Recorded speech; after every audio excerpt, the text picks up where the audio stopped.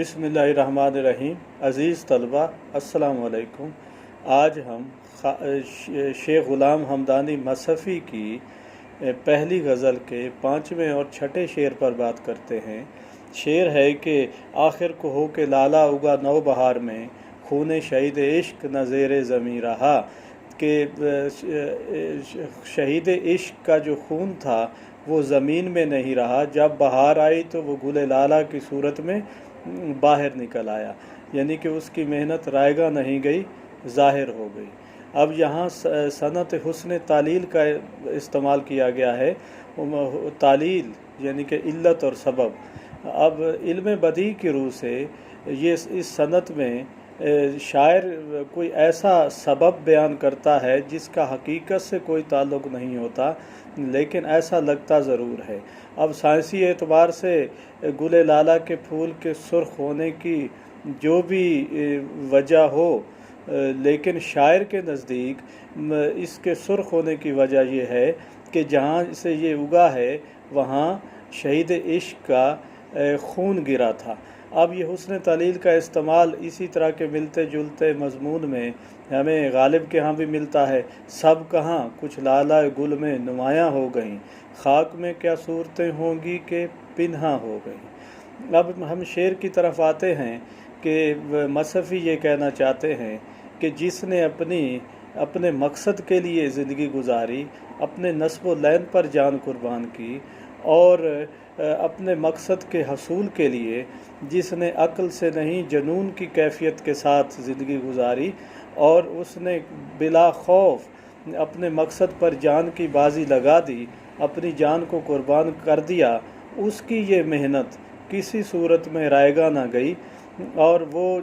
अब अलामती तौर पर जब गुले लाला के फूल से मुराद हम ये ले सकते हैं कि शहीद की मेहनत रायगा नहीं जाती, वो आइंदा के नस्लों के लिए, लोगों के लिए वो अमन और सुकून का बायस बनती है। तो यही कुछ यहाँ हुआ कि उसकी मेहनत रायगा नहीं गई, बल्कि किसी न किसी सूरत में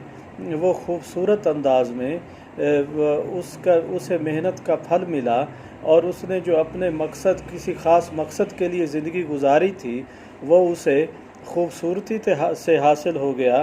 कि शहीद इश्क का जो खून है वो कभी रायगा नहीं जाता। शहादत मतलूब मकसूद मोमिन, न माल गनीमत न किश्वर कुशाई। के कोई शहीद जब होता है तो वो तो मोमिन के जो मकसद है वो तो शहीद होना है एक तरह से। तो इसलिए वो माल दौलत के लिए नहीं लड़ता, बल्कि वो अपने मकसद के हसूल के लिए लड़ता है। और अगर यहाँ इश्क व मोहब्बत की बात भी की जाए तो अपने मकसद और मोहब्बत और इश्क के साथ जिसने मुकम्मल तौर पर काम किया और उसे समझौता नहीं किया और मुकम्मल वफ़ादारी से ज़िंदगी गुजारी, तो उसका नाम रह जाता है। तो यहाँ जो शहीद इश्क है, जिसने अपनी ज़िंदगी का मकसद अपने समझा था अपने नस्ब व लैन को, और उसके लिए जो उसने अपनी ज़िंदगी गुजारी, वो मकसद उसे हासिल हो गया। अगर उसकी ज़िंदगी में हासिल नहीं हुआ तो उसके मरने के बाद ही लोगों के लिए वो तस्कीन का बायस होगा, क्योंकि शहीद इश्क का जो खून है या शहीद की जो मेहनत है वो कभी रायगा नहीं जाती। जो कोई अपने मकसद पर जान कुर्बान करता है तो वो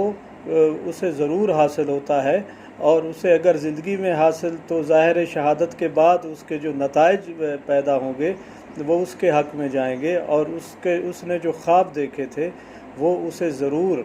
उसे ताबीर मिलती है। तो खून शहीद इश्क ज़ेरे ज़मीं नहीं रहा। दूसरे शेर में जब हम देखते हैं, दी जान ऐसे होश से अपनी के खल्क़ को, जीने का मेरे तादम आखिर यकीन रहा। कि मैंने अपनी जान ऐसे होश व हवास से कुर्बान की कि लोग आखिरी दम तक मुझे ज़िंदा ही समझते रहे, उन्हें मेरी मौत का यकीन नहीं आया। यानी कि यहाँ भी वही बात की गई कि किसी ख़ास नस्ब व लैन और मकसद के लिए जब ज़िंदगी गुजारी जाती है तो उसका फल ज़रूर मिलता है। जब इंसान इस दुनिया में आता है तो उस वक्त वो इस अलाइक दुनियावी में इससे इस कदर मानूस हो जाता है اور اس قدر دنیاوی رعنائیوں کا رسیا ہو جاتا ہے کہ اس کا یہاں سے جانے کو جی نہیں چاہتا، لیکن جانا تو ضرور ہوتا ہے۔ ہمت اس بات میں ہے کہ وہ اس دنیا کے تمام تعلقات کو ثانوی درجہ دے، اور اس نے جب یہاں سے جانا ہے اور اس کے بعد اپنے خاص مقصد کے لیے اگر اپنی جان کی بازی لگاتا ہے تو اور اپنی جان کو اگر قربان کر دیتا ہے تو وہ اس کی زندگی کا ایک بہت خوبصورت اسے کیا کہیں پھل اس کے لیے ثابت ہو سکتا ہے۔ تو اس لیے میں نے اپنی زندگی جو ہے اس قدر ہوش و حواس سے گزاری، اس قدر اپنے نصب و لین کے ساتھ میں زندہ رہا کہ آخری دم تک لوگ مجھے زندہ ہی سمجھتے رہے۔ مردان حق کا جو خون اس کی رگوں میں جوش مارتا ہے، اور وہ کسی غازی کا جو خون ہے وہ اس قدر رگوں میں جوش مار رہا ہوتا ہے کہ وہ اسے شہادت پر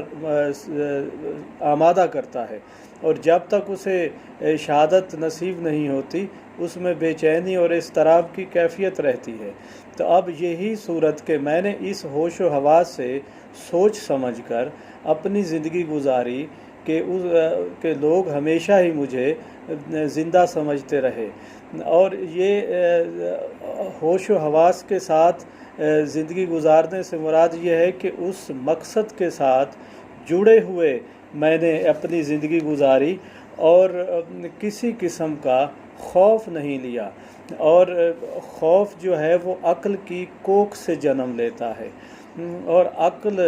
جنون کی انتہا سے واقف نہیں ہوتی۔ انتہا تو کیا، اسے تو ابتدا کی خبر نہیں ہوتی۔ تو اس لیے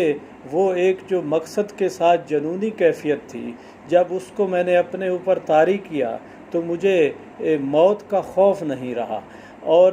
میں نے ہنسی خوشی موت کو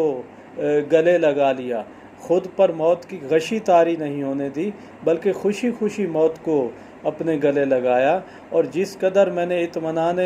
قلب کے ساتھ موت کو تسلیم کیا، گلے لگایا، تو لوگوں کو میری موت کا یقین ہی نہیں آیا، وہ یہ سمجھتے رہے کہ میں زندہ ہوں۔ اور اس کی ایک دوسری صورت بھی ہو سکتی ہے کہ میں نے اپنی زندگی اس قدر اپنے مقاصد کے ساتھ گزاری ہے، میں نے ایسے کام دنیا کے اندر کر دیے ہیں جو مرنے کے بعد بھی مجھے زندہ رکھیں گے اور مجھے لوگ یاد کرتے رہیں گے۔ اب مختصر اگر بات کریں تو کہ ہم نے اپنی زندگی اپنے ہوش و حواس کے ساتھ اس قدر گزاری، اپنے مقصد کو جنون کی حد تک چاہا، تو اس میں ہم جب اپنی زندگی کو ہم قربان کر گئے اپنے مقصد کے لیے، موت کو ہم نے ہنسی خوشی اپنے گلے لگا لیا، تو لوگوں کو ہماری موت کا یقین نہیں آیا، وہ ہمیں ہمیشہ ہی زندہ سمجھتے رہے۔